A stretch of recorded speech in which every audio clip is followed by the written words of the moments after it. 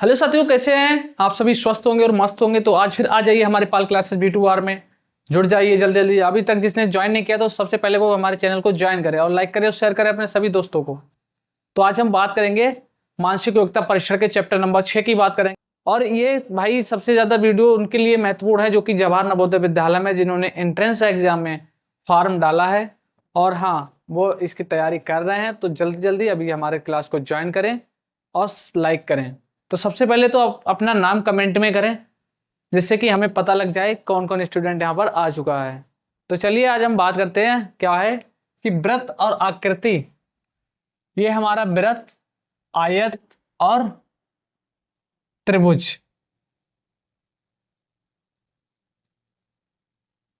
इन सभी की आकृतियों को पूर्ण करना होगा। रेखागणितीय चित्र को पूरक करना, जिसे बोलते हैं रेखागणितीय चित्र को पूरक करना। तो इन सभी आकृतियों को आपको पूर्ण करना दिया होगा क्योंकि आपके सामने एक क्वेश्चन दिया रहा होगा, उसके 4 उत्तर आकृतियां दी रही होंगी, उनमें से आपको देख के बताना होगा कि यहाँ उत्तर आकृति में क्या आएगा। जैसे कि मान लीजिए कि हमारे पास एक क्वेश्चन ये है, ये हमारे पास क्वेश्चन है, ये हमारे पास क्वेश्चन है। देखिए पहला क्वेश्चन देखेंगे, ये हमारे पास क्वेश्चन ऐसे वर्ग के अंदर दिया रहा होगा, इसकी 4 उत्तर आकृतियां दी होंगी, डिफरेंट डिफरेंट 4 उत्तर आकृतियां दी होंगी कि एक त्रिभुज तो ऐसे बना होगा, एक इधर से ऐसे होगा, एक ऐसे होगा, एक ऐसे होगा। तो इनमें से आपको बताना होगा ये A B C D, इस तरह से मतलब आपको ऑप्शन मिल जाएंगे वहां पे। आपको इनमें से देख के बताना होगा कि इस आकृति को पूर्ण करने के लिए हमें कौन से चित्र की आवश्यकता होगी। तो आपको इन चारों में से देख के बताना है कि कौन से चित्र की आकृति यहाँ पर जो चित्र को पूर्ण कर सकेगी। तो चित्र को पूर्ण क्या करना है, यहाँ पे त्रिभुज बनाना है, यानी कि त्रिभुज को कंप्लीट करना है।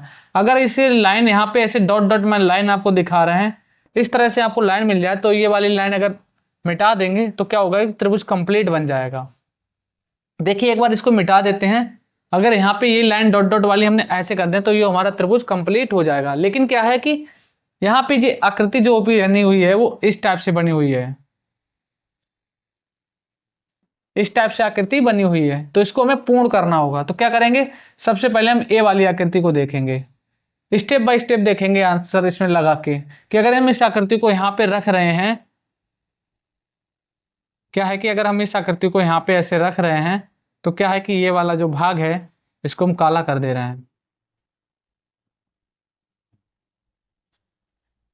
कैसे हमें ये साबित होता है कि हमारा त्रिभुज अब बन चुका है, क्योंकि जो छायांकित वाला भाग हमने रखा है, जो ब्लैक ब्लैक आपको डार्क के दिख रहा है, ये हमने त्रिभुज यहाँ पे रखा है। अब क्या लग रहा है आपको त्रिभुज बन चुका है?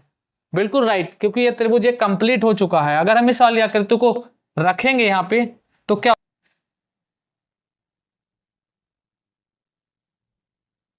ये हमारे पास त्रिभुज है। अगर हम ये वाली आकृति नीचे रखेंगे तो क्या होगा, कुछ त्रिभुज इस टाइप से बनेगा। अब इसको डार्क करेंगे, क्या ये त्रिभुज बन जाएगा? नहीं बनेगा, क्योंकि ये क्या हो गया है, त्रिभुज का आकार नहीं रहा है, तो इसको हम आकृति को नहीं दे सकते हैं। ये वाली आकृति बिल्कुल गलत है।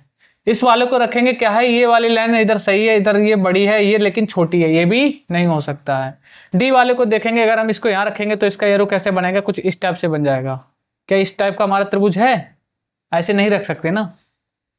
तो हमें क्या रखना है कि ए वाला हमारा राइट आंसर होगा, इसी पे हम टिक कर देंगे।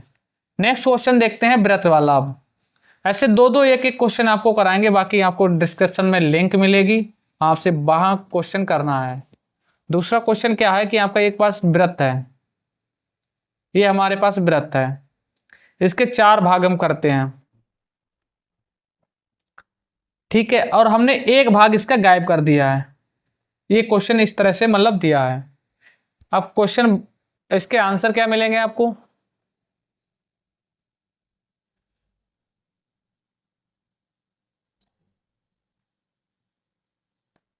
ऐसे आपको 4 आंसर दिए रहे होंगे, ए बी सी डी।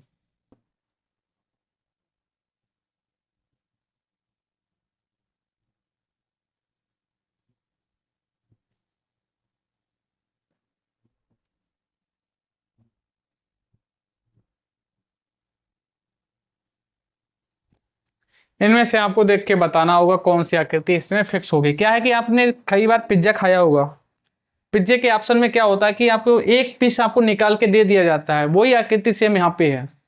तो उस आकृति को अगर हम जो पीस हमने पिज्जे से निकाल के खाया था उस पीस को अगर हम दोबारा यहाँ पे लगा दे तो क्या व्रत हमारा बन सकता है? बिल्कुल बनेगा।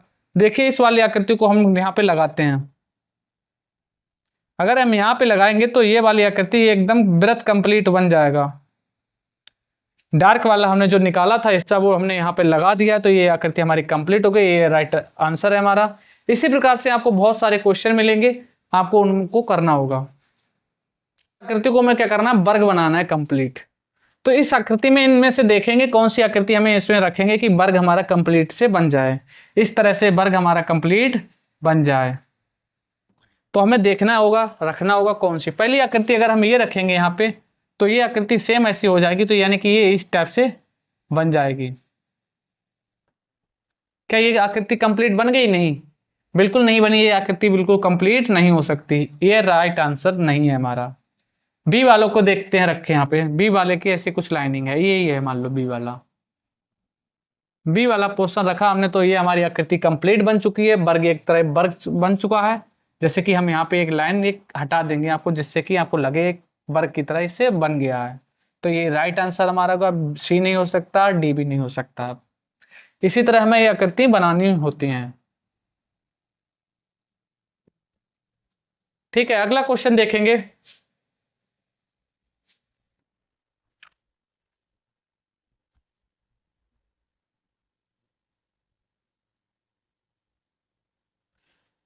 एक ये वर्ग है हमारे पास,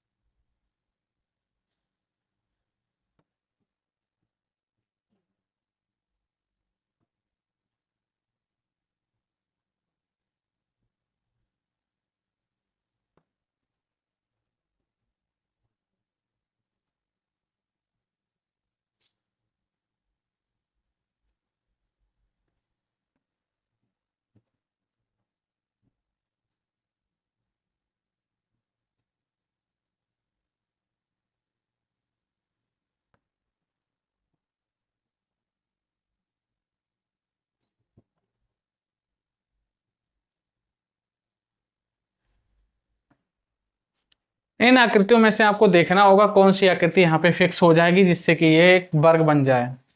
क्वेश्चन नंबर 4 है, इसको देखेंगे कि हम अगर ए वाली आकृति यहाँ पे रखेंगे तो ये क्या होगा कि इस तरफ से ये आकृति बनेगी और यही आकृति हमारी बन जाएगी, ये राइट आंसर होगा। क्या है कि हमें आकृति को देख के बताना होगा कौन सी आकृति कंप्लीट कर रही है चित्र को। इसी तरह से आपको बहुत सारे क्वेश्चन आपको दिए रहेंगे, क्योंकि हम आप पे 2 और 4 क्वेश्चन कराएंगे। आज मानसिक योग्यता परीक्षण हम यहाँ पर फिनिश करेंगे और उसके बाद हमारा चलेगा रिवाइज में क्या करेंगे कि जो भी मॉडल पेपर दिए रहते हैं उनके महत्वपूर्ण क्वेश्चन हम आपको कराएंगे। आपने पिछली अगर वीडियो देखी है मानसिक योग्यता परीक्षण की तो आपको समझ में बिल्कुल आ गए, आपको उन क्वेश्चनों का जवाब देंगे और वो भी हम आपको शॉर्ट वीडियो में क्वेश्चन को रखेंगे या क्यूज बना सकते हैं, क्यूज बना के यूट्यूब पर प्रोवाइड कर देंगे, आपको पोस्ट पे जाके आप देख सकते हैं वहाँ से कैसे क्वेश्चन आते हैं। वहाँ को आपको ऑब्जेक्शन मिलेगा, एक ऑब्जेक्ट पास होगा जो आपको सही विकल्प चुनना होगा, आपको सही विकल्प चुनेंगे तो आपका राइट आंसर होगा अगर आपने राइट जवाब दिया होगा तब। लेकिन आपने गलत दिया होगा तो आपको वहाँ पर एक रेड लाइन आ जाएगी, रेड लाइन बन जाएगी ऐसे करके और वहाँ पे क्रॉस का चिन्ह लगा होगा क्योंकि आपने गलत जवाब दिया है उसका। इसीलिए हम क्यूज के सब क्वेश्चन आपको डालेंगे पोस्ट पे। आप यूट्यूब पर जाके देख सकते हैं, हमारे पाल क्लासेस B2R में पोस्ट में बहुत सारे ऐसे क्वेश्चन हमने डाल भी रखे हैं, वहाँ पे आप देखना कभी क्यूज वाले क्वेश्चन करना तो क्यूज वाले पे आपको ऐसे ही एरर मिलेगा, रेड लाइन आएगी ये और आपको क्रॉस का चिन्ह लगाया रहेगा क्योंकि आपने गलत जवाब दिया होगा। तो चलिए अब बात करते हैं दर्पण बिंब के बारे में। दर्पण बिंब के हमने एक चैप्टर पहले भी कराया था इसका, दर्पण प्रतिबिंब पर बनी आकृति को कैसे चेक करते हैं, आपको बताया था इससे पहले भी आपको। सेम उसी तरह क्या है दर्पण बिंब। ये चैप्टर नंबर 6 हो गया। चैप्टर नंबर 7 देखेंगे दर्पण बिंब।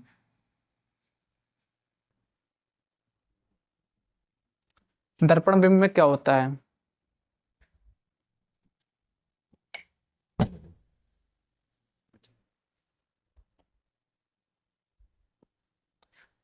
दर्पण बिंब में हमेशा आपको उल्टी आकृति दिखेगी। मान लो आप कभी भी, दर्पण का मतलब होता है शीशे में देखना। किसी भी चीज को शीशे में जब आप देखते तो दायां का बायां और बायां का दायां आपको दिखता है, लेकिन क्या होता है कि ऊपरी भाग और निचला भाग आपको सेम दिखेगा, उसमें कोई चेंजेस नहीं होती है।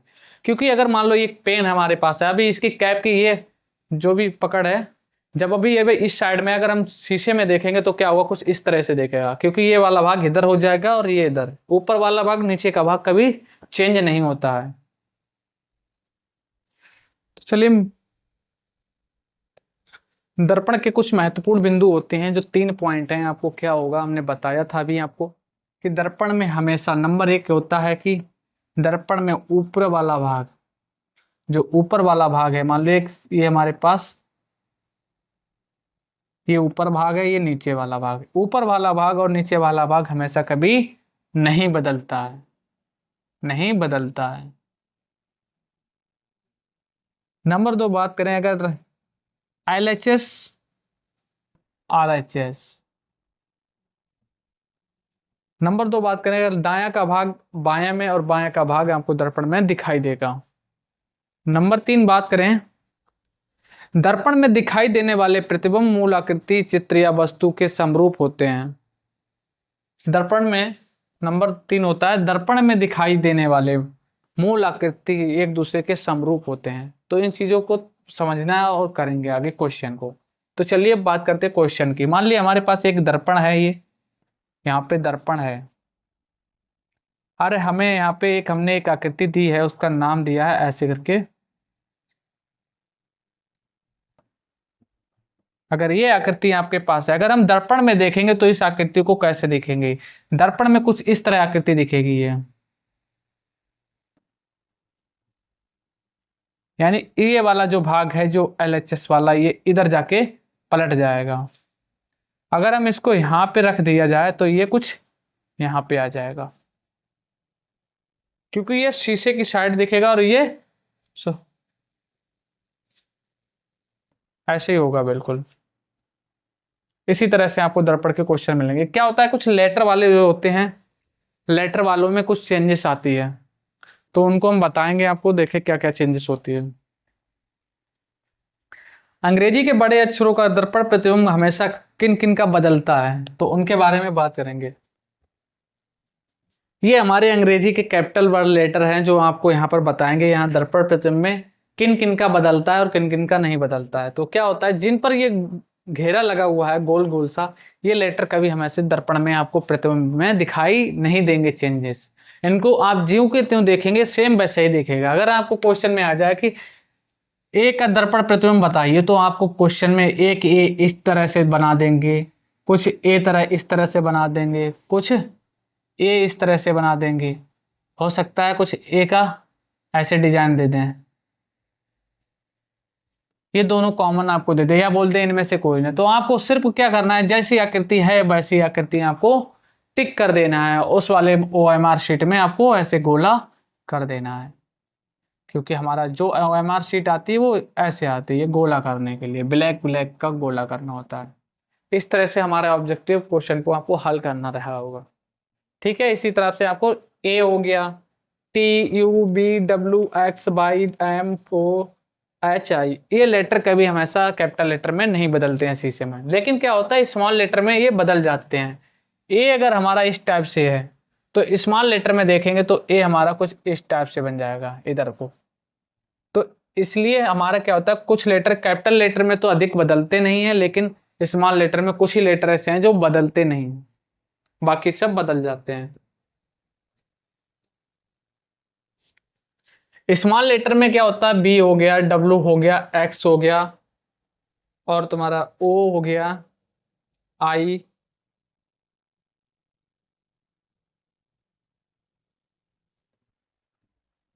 आई हो गया और एल हो गया। ये होते हैं हमारे स्मॉल लेटर जो कभी नहीं बदलते हैं दर्पण प्रतिबिंब में। लेकिन कैपिटल लेटर में क्या होता है, एक, एक, दो, तीन, चार, पाँच, छ, सात, आठ, नौ, 10 और ये 11। ये जो लाइनिंग लगाए रखे हैं ये कभी नहीं बदलते दर्पण प्रतिबिंब में, लेकिन और बाकी सब ये बदल जाते हैं। B C D E F G H अगर बोल दिया एफ का दर्पण प्रतिबिंब क्या होगा, तो दर्पण प्रतिबिंब एफ का ऐसे बनेगा। जी का बोल दिया जाए तो कैसा होगा, जी का कुछ इस तरह से बन जाएगा।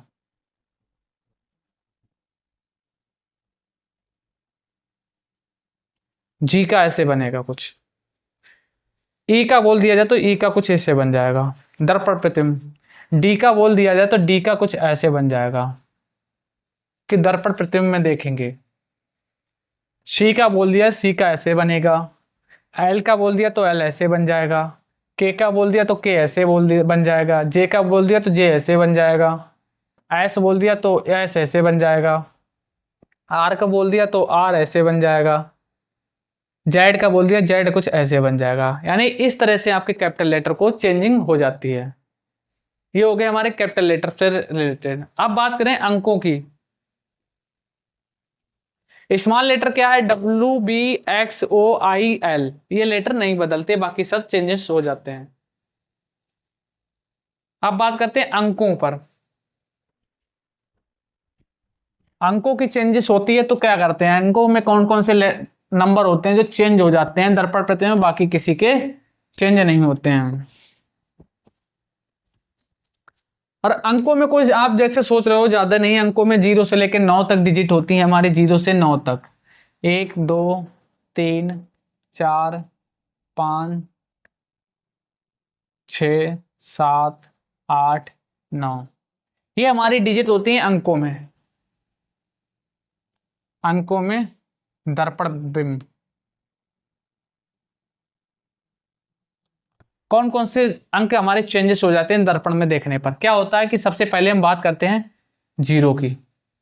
0 अगर दर्पण में जैसे देखेंगे सेम से का सेम दिखेगा। और 8 की बात करें 8 भी आपको सेम दिखेगा।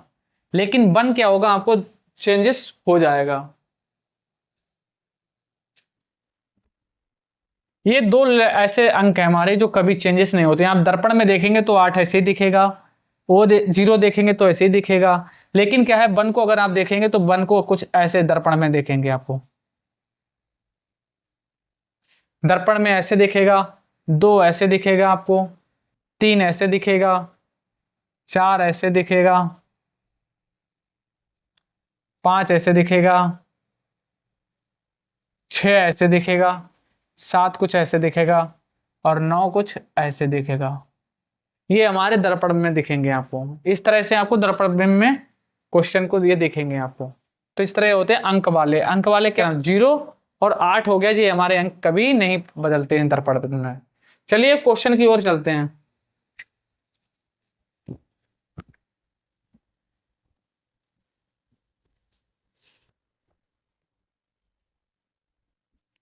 क्वेश्चन ऐसे आपके पास दिया रहा होगा, यहाँ पे हम 2 या 3 क्वेश्चन कराएंगे, उससे ज्यादा नहीं कराएंगे। एक हमारे पास ये क्वेश्चन है,